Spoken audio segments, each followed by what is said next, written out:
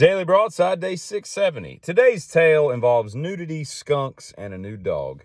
Let me get into it. So, yesterday was an eventful, I guess it was a mildly eventful last 15 hours or so. I'm over at this girl's house that I know yesterday, and I was like, I'm in her backyard, right? And I was like, why do you have running water? Where's the running water coming from? She's like, what are you talking about? And so I walk over to one of her vents in her crawl space, and I'm like, it sounds like there's a complete waterfall going under you. So I crawl under her house, and I'm like, yeah, your polybutylene has burst. And it was insane how much water was coming out of there. And God knows, I was like, your next bill is going to be insane because there's no telling how long this has been going on.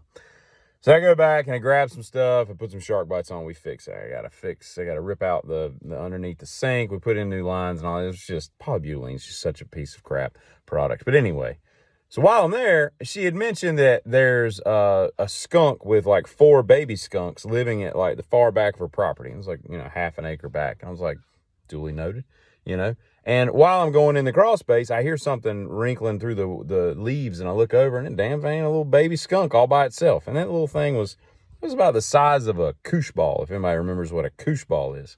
It rummages off, is walking down a fence, goes into the next door neighbor's backyard. And I go fix the plumbing stuff and say adieu.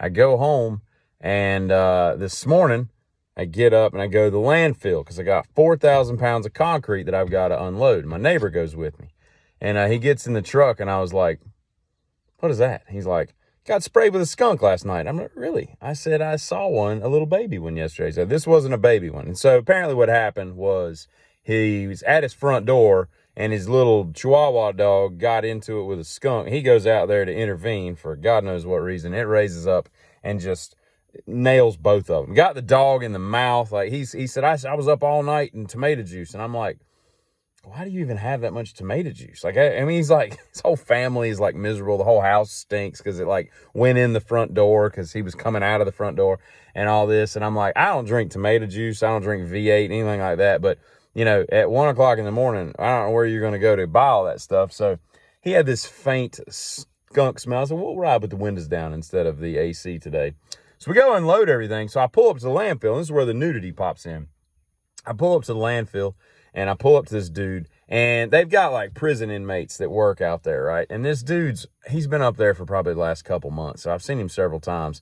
And every time he pulls up, it's like, what's up, man? I ain't seen you in a minute. And I'm like, and I don't know if he just says that to everybody or if he's confusing me with some other white dude. I don't really know. But he says it every time, and I play along. I'm like, yeah, it's been a minute. And I want to be like, it was last Tuesday, but whatever. So I go up, and as I pull through, I was like, I need to go to inert debris. I just got some concrete. He's like, all right, we go pull through and put it in that bin. I said, you don't put concrete in that bin. I said, I need the inert debris. I'm just letting you know that's where I'm going and all this stuff. And so by that time, I look over, and I'm like, and I see this fairly brand new F-450 with a crappy little aluminum trailer. And there's a dude and 2 chicks unloading the trailer. And I look, and I'm like, and I thought at first it was a really skin tight tan shirt. And then I looked at my neighbor, and I said, is that girl's tits out? And sure enough, both girls were absolutely topless. And I'm riding through, and I'm kind of perplexed. I'm not against it. And in North Carolina, unless an ordinance from a county or city, specifically goes against it, you can be topless. That the North Carolina their Supreme Court defined a long, long time ago, decades ago, that, breasts are not considered private parts, which is great. That's awesome. Put some pasties on your nipples, go to the grocery store. It don't matter to me.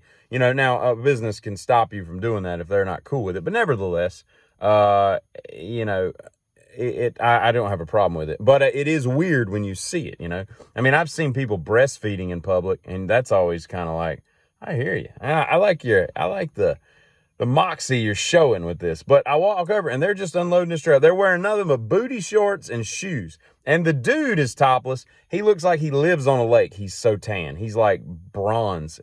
And so I slowly creep through. I got it in my creeper gear, just let the clutch out, and I'm just slowly creeping along, and I'm just taking all this in. Not for the, prurient, I love that word, prurient interest, but more the confusing, who unloads a trailer at a landfill topless? That's the last thing I want to catch a nail on or something. Rip a nipple off the side of your chest. But anyway, we go unload everything, come back in about 15 minutes, and I'm riding by, and they're still unloading this stupid little trailer. And I'm like, now are they just stalling so everybody sees them? And there's like a long line coming in. So I whip back around the way out, and I tell the guy, I'm like, so is it nude Saturday out here? You know, topless Saturday at the landfill or something like that? And he's like, what? I'm like, I said, those two girls, and he can see. I mean, they're right there. I said, those two girls over there don't have shirts on at all. Like, no shirt at all, no bra, no pasties, no nothing. He's like, what? And I'm like, so he's a little mad because they've got walkie-talkies. And I'm like, they didn't call you on the walkie-talkie?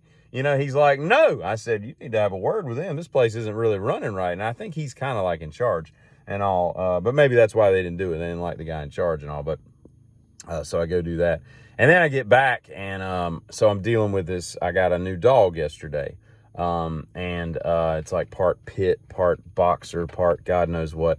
But yeah, so I got me a dog, and this thing is attached to me at the hip already. Doesn't like me going places. Whines when I go to empty 4,000 pounds of concrete. And I'm not quite certain. You know, he rode with me in the truck yesterday on the way home, of course.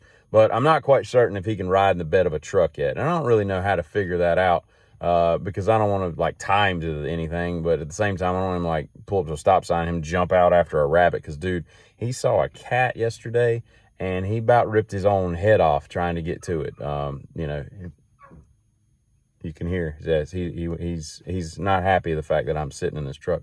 But anyway, I'll put a couple pictures of the new dog that I named Cerberus, the three-headed dog, the mythological dog that guards the underworld from mortals entering.